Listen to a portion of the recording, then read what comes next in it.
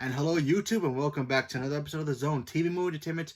With me, your host Jonathan, once again bringing you my thoughts and review for last night's episode of DC Stargirl Season 2, Episode 6.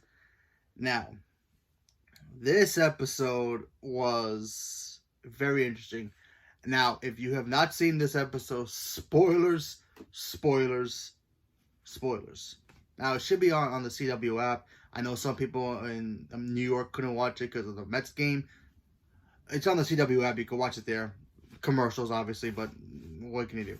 Anyway, so let's talk about this. So we all know that Eclipso's around in Blue Valley. The team, they need to figure out how to stop this guy before he even becomes even more powerful than he is. Fortunately, they don't even know where he's at until they ended up finding out that Cindy was the one who had him. Now, their main mission at this point was to try to track down Cindy before she unleashes Armageddon in Blue Valley. And see what I say there? Armageddon. CW's next crossover. Anyway,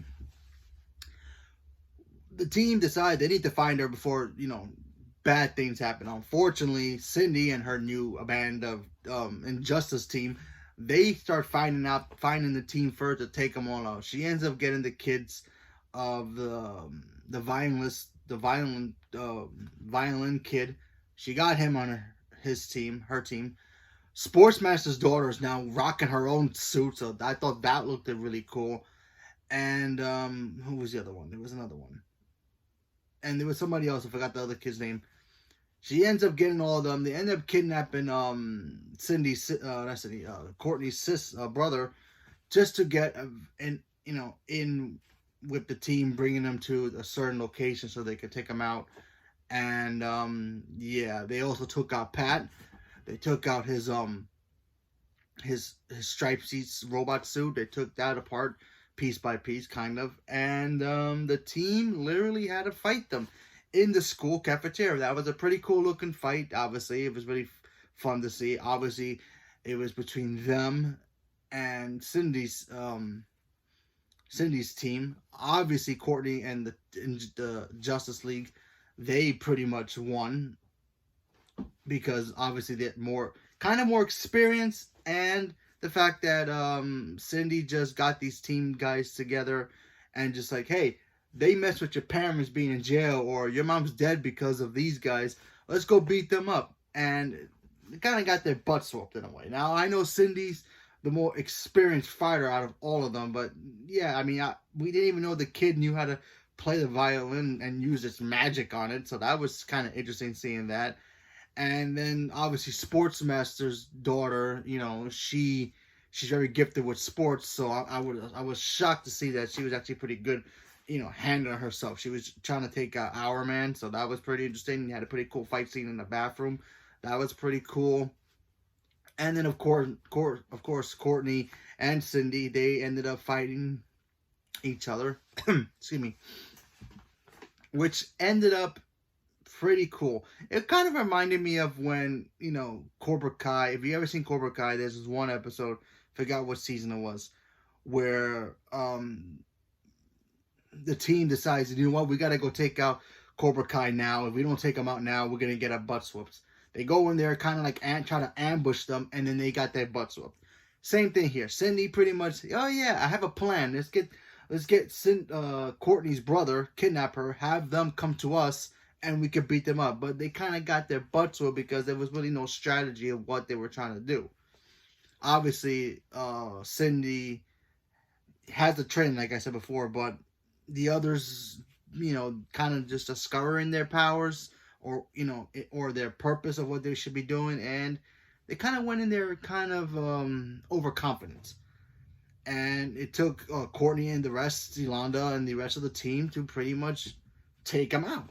And then, of course, the big reveal at the end was the fact that Eclipso is here. He's now in Blue Valley. He shows up, and I'm going to be honest, seeing his character, in makeup and costume and all that, and I hate to say this, it kind of reminded me of Mighty Morphin Power Rangers. With Ivan News. Now, I know you're saying, you might have seen this episode already, and you might, that was the most stupidest villain they ever introduced. I can agree with you with that. However, a costume doesn't make the character. Costume never makes the character. A character only works on a TV show, regardless of what it is, and how good did they perform in that role, whatever it is. Like, there's some stuff that Courtney does is kind of ridiculous, obviously, but yet we like her as the character. She pretty much brings out Courtney in a good way. Sometimes a little cheesy, but sure. But okay, it's the same thing here. I saw the clips. I'm like, why does he look like a Power Ranger character? Obviously, budgets, of course. But this dude was freaky. Okay, I'm sorry. Honestly, they should have saved him for the big villain of the crossover that we're about to happen. That way, Stargirl can cross over. We all know Stargirl's Earth 2, the new Earth 2 now. So that would have been cool. But this guy was scary. He was so scary, the fact that Courtney and the team had the Shade come in, because Courtney's mother was like, calls him and asks his help, because she tells him that, hey, that Cindy girl has the diamond you're looking for. Yes, another villain might want that for his own evil benefits, but the enemy of my enemy is my friend kind of thing kind of played off. The Shade shows up. He tries to help out the team. He gets smacked. He gets smacked easily. Like, this dude is scary good.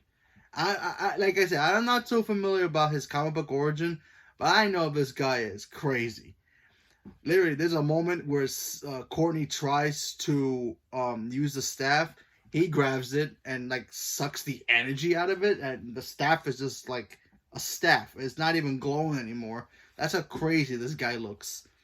And he kills the violin kid, so he's dead, sucked out his soul, so there's that. And I'm not sure about Cindy, but Cindy kind of got her knife that she had in her arm ripped out of her, and then she got kind of like dragged to hell, I guess, or in a certain weird, a black hole kind of thing. She got sucked out into it. I don't know what that means. If she's actually dead, then she's dead, but she was a cool character. Obviously, kind of disappointed that, she's gone now, but okay. And like I said, the Shade, he got beat up, and Sportsmaster's kid, she bounced. She's just like, nope, I'm out of here. She disappeared.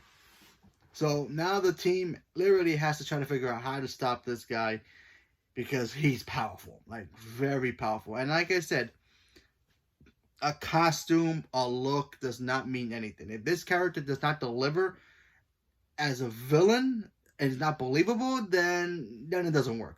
To me, yeah, sure, the look doesn't, I can get used to the look, because honestly, it's just a look. But if he's menacing and he poses a threat to the team, yeah. And he was tossing them around like rag dolls. He took out Cindy's team like in 5 seconds, not even a second. So there's that. And he made, Courtney's cosmic staff look like nothing. It's like taking the Infinity Gauntlet, absorbing his power and sucking all the life out of it. It's like, that's what this guy did to the staff. It's crazy. That thing's cosmic energy. He just sucked it up like it was nothing. Like a Slurpee. That's how he just touched it. Absorbed it, and that's it. Now, who knows what the team's got to do? Now they got to prepare. Now they got to figure out a way to stop this guy from pretty much getting even stronger. Stripes' suit is destroyed, so he's got to fix that thing now, because Pat got injured. But yeah, Icicle's kid's still there, but he wasn't part of the team. So I wouldn't be surprised if Courtney tries to convince him to join the team and use his powers to be on the good side. We have to wait and see what happens with him. But, he was still doing his own painting thing. Cindy tried to recruit him, but he didn't. His grandparents, protected him. So we don't know where he's at. So, and I think he's just starting to learn about his powers. The Thunderbolt kid is still out there, the new one, because we saw the pen go to some new kid. And Green Lantern's out there too. So they're going to have to come back and hopefully team up with, Courtney and the rest to try to take out this threat, because honestly, this is going to get crazy. But yeah, I thought this episode was very fun.